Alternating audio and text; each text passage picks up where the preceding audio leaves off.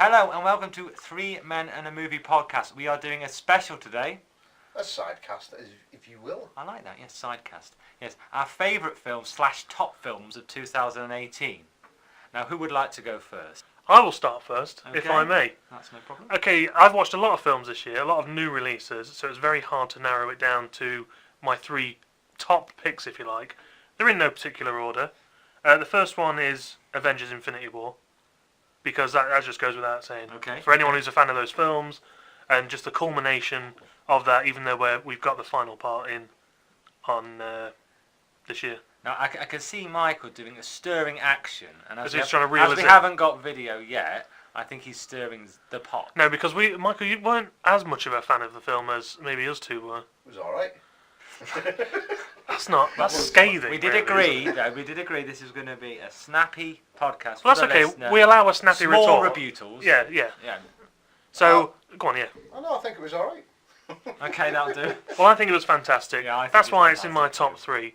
The other film that's in my top three is a criminally underrated film, Venom, because I really enjoyed that. I think we all liked that, didn't we? I did, yeah. And the build-up to the film, the critics were absolutely slating it, but I wasn't worried going in, and I'm glad I watched it, because it is one of my favourite films of the year. Yeah, I think when I watched it, because I'm quite a comic nerd, as it were, I did think to myself, as I was watching it, this is the Venom that I fell in love with when I was a kid. Yeah. So You were in love with Venom as a kid? Yeah. Who wasn't? I was most also, people, yeah. It was Lightning from Gladiators. Me, it's Venom. But the point is, even though it did stray from the character slightly, it was the most Venom we've ever had. I'm not gonna be delusional and say it was faultless, because it wasn't. It has some flaws, but it does not deserve the horrible reaction from critics. No, definitely not. It's one of them films, it knew it wasn't going to win in any Oscars, but it thrived in it. And people said it wasn't the same story as the Conks. They couldn't really do that because it would require Spider-Man, yes, yeah. exactly. Yeah. It became its own thing, but I still think it kept a lot of its own identity, maybe. Thankfully, fans were on board with it. It made around $800 million. It's getting a sequel. I'm happy.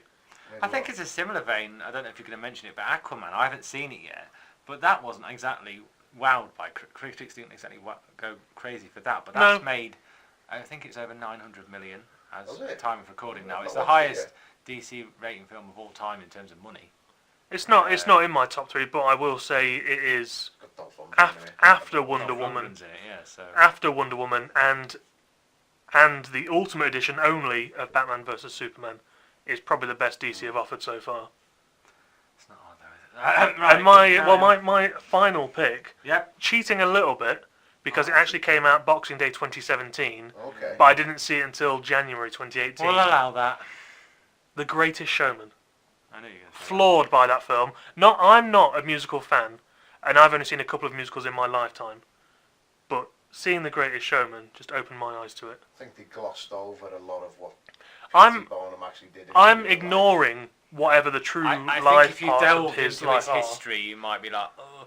But as a film, I watched it recently. It's just pure joy, isn't it? I've lost myself in that film so many times. Taken the P.T. Barnum out and created a whole new character for all that.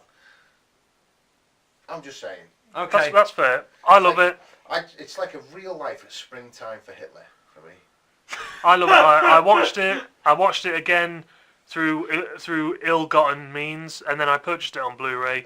It's on now TV. Yeah, it is now, but at the time it wasn't. You just couldn't go that long without it. No, I couldn't. No, that's the problem. And I've also got the soundtrack on CD. Almost like a heroin addict. Yeah. One of the tracks I need another hit. DVD happen to be the karaoke track? Karaoke track? Hasn't that got one of the? There's a DVD sing-along version. Yeah. Oh, it's got my Blu-ray's got the sing-along version, which I have watched and sang along to.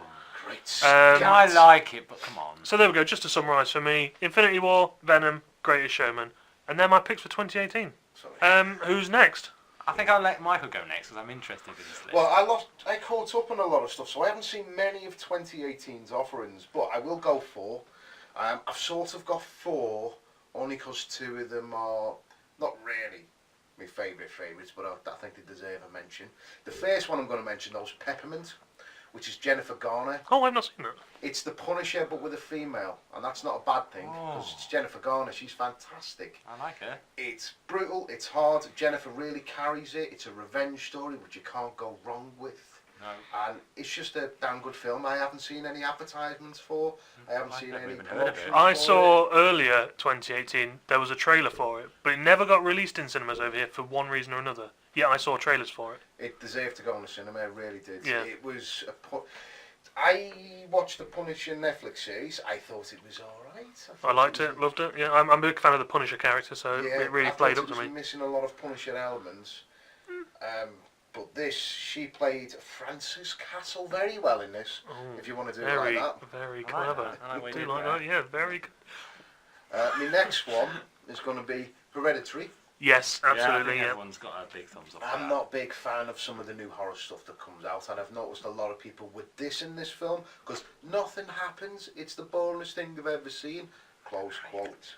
People forget what there's different kinds of horror. You've got your sci-fi horror, you've got your jump scares horror. This is one of them dripping in dread horrors where the dread is palpable in the room. There's something that happened half an hour through that where I physically turned the DVD off and went for a cigarette. I went to my missus, I'm just having a quick break, this is intense.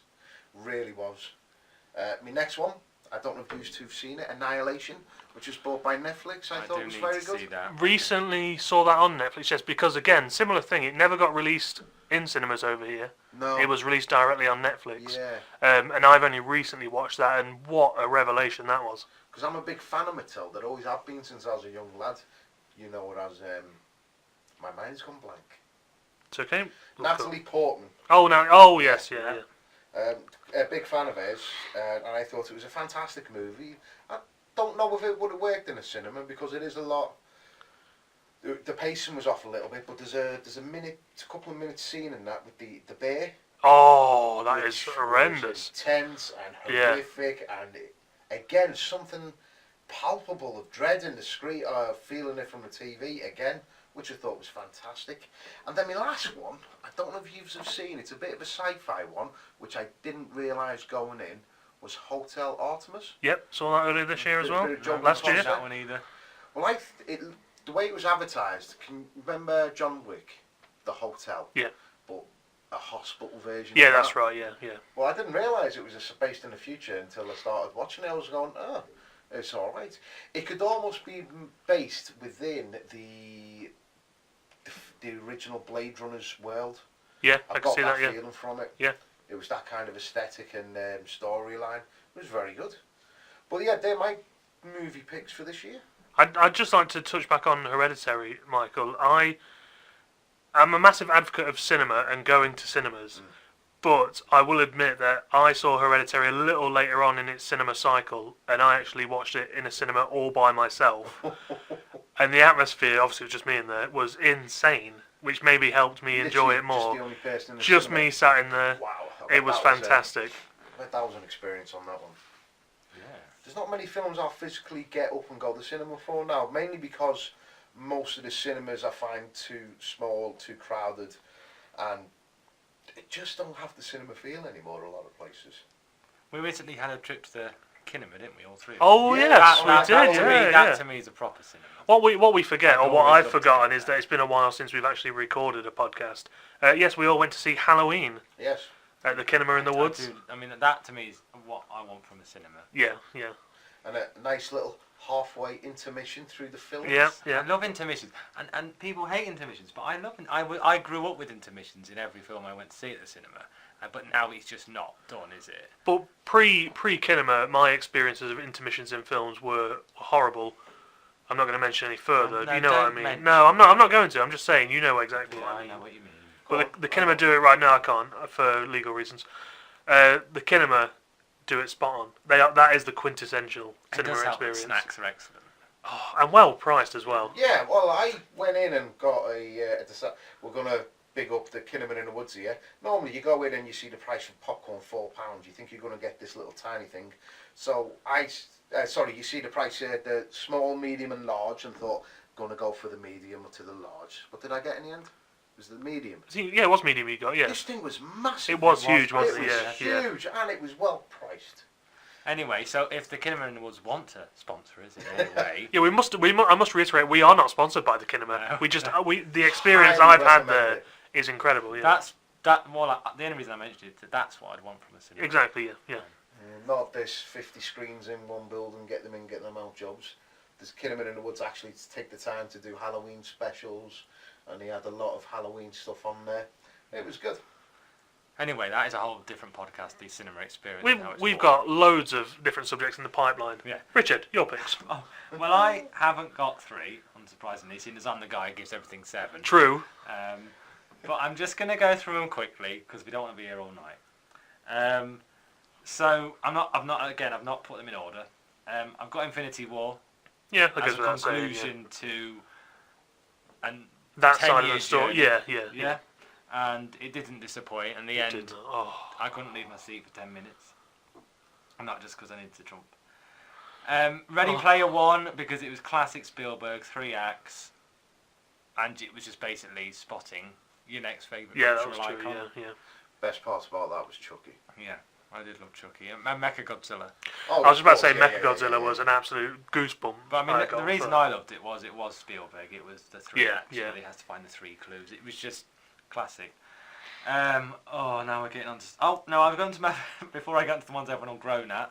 I loved Halloween because I'm a massive Halloween fan. Yep. And it didn't disappoint me, which I didn't want to go in there and be disappointed. When Halloween's my favourite horror film, which it always has been. I'm glad I watched it on the cinema with yous, because on second viewing it wasn't as good. I think you'll probably see its issues in second viewing, but I think it would have to be of a standard to not disappoint me. It didn't disappoint me, so that's why I liked it. Enjoyed watching that in the cinema. It was good.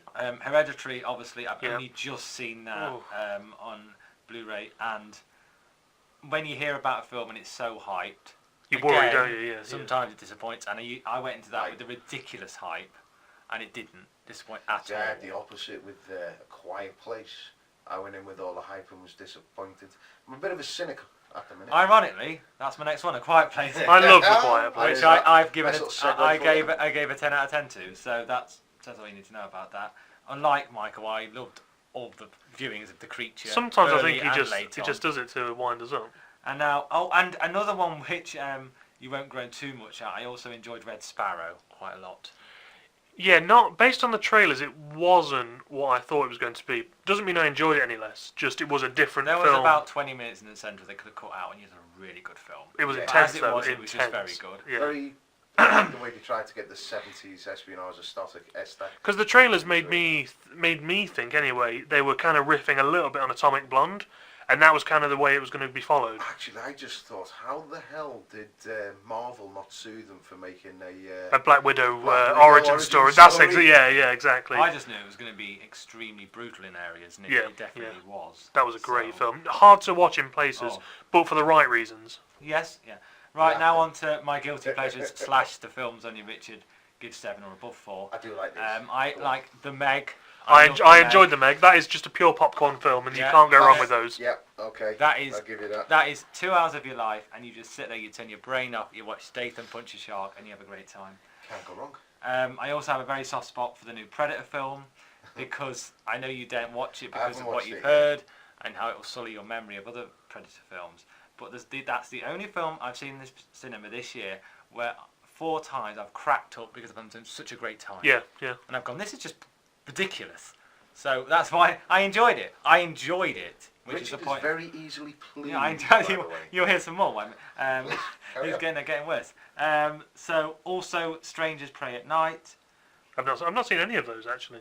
That's the Strangers sequel, which took like 15 years to make. Is Christina Hendricks in that? Yes, Christina Hendricks in there. Any film that has basically it isn't like The Strangers at all. It's just a slasher, and they whacked a load of 80s tunes in there, and I was loving it. Is it based in the 80s? No. Oh, they just slash? Yeah, they just whacked 80s tunes in it. Oh. I like it. What kind of, is it set later or earlier then? It's a sequel. Yeah, no, I mean as in the time at the time period. I suppose. The Strangers was modern day, wasn't it? Yeah, that's right. Yeah. Yeah, so it's like I think I don't know if it is 10 years later, but it's a totally different film. The first Strangers, the one that with what's her name, Aerosmith's daughter. Yeah. Yeah, Liv Tyler. That's it, Liv Tyler. I can't remember. Yeah. But yeah, Strangers. I've seen that one then. Yeah. Yeah, this Prey at Night is very much a straight slasher with some amazing 80s tunes and a great poolside scene. See, the Strangers part was putting me off. Would you class it as not part of the Strangers universe? Oh, it's definitely. Well, it's the same killers. But I mean, it's 80 minutes. If you watch it, 80. It's not too much of your life wasted. Slasher, exactly, which is why I enjoy it so much. With that, I also. Oh, this is going to get some groans. And okay. Oh, I'm ready for this. Here we go. Let me get my groaning voice. The biggest groans for the last one. Well, I'm warming it up. This isn't the biggest groan. Okay. I also really liked the new Jurassic Park film. I've not watched it yet. I'm looking forward to watching it. And you know what? I don't care. Right, I gave it. I gave it a 9 at the time. And it's the thing is, right? It's got 2 acts. The first act is your Jurassic Park. Wait, aren't they supposed to have 3, Richard? Well, no, it's not classic 3 acts. Yeah, I suppose it does have 3 acts in some parts, but it's got 2 parts to me, if you like. The first part on the island. Did you enjoy that bit when they were trying to get the animals off the island? I'm struggling to find parts of the film I did actually like. Okay, and the second part in like the big house, which is like almost a horror film with dinosaurs. Did you not like that? No. Oh, do you mean the house that they couldn't get out the escape it, but suddenly then they could climb the ladder? No. I've seen that scene. Oh yeah, I think I know what you mean. Yeah. No. Okay. Well, I'm going to say I'm going to watch that, and I'm looking forward to watching it, but I'm not going to be expecting Hitchcock does dinosaurs. I just think it's popcorn fun, that film. I don't. It may well be popcorn fun film, as you say, but it's clearly, when you watch it, it's clearly just a stepping stone to the third one, which is probably going to be actually a decent film. But the sad part is that this second one really lets the series down. I'll tell you what. I would like to nominate a few films after this that I like that no one else does as well. Yeah, that's cool. But I'll tell you what, I mean, I like all the Jurassic Park films. That probably says something about I love Jurassic Park World. I could even Jurassic enjoy, Park World. I love Jurassic Park 3. I can even enjoy 3, yeah. I love 3. It's amazing. I can even enjoy the island, isn't it? All of them are on the island. All are on the island. They're all on the island. That doesn't narrow it down. The second one's not. Well, it is. Well, on an island and they go somewhere. Yeah, it's Isla Sorna, isn't it? The second one, Isla Sorna. Well, isn't the third one where to go and rescue the kids? Yeah. The third one's on the second island as well. Alan Grant has a dream on a plane where a dinosaur wakes him up. I love that bit. I fucking love that. Right, see, that's the problem. Jurassic Park 3 isn't a good film, but I love it. Jurassic World Fallen Kingdom is not even on that level. It's not even on that level. Okay, well, we agree to disagree. And the last one, which Gaz is going to just walk out. No. I watched last week. Oh no. And I had heard the worst reviews from everyone, including the man sitting next to me. I'm literally below 3 out of 10 for most reviews. Oh God, what did I say was so bad? Skyscraper starring Dwayne The Rock. Sod off. Oh God.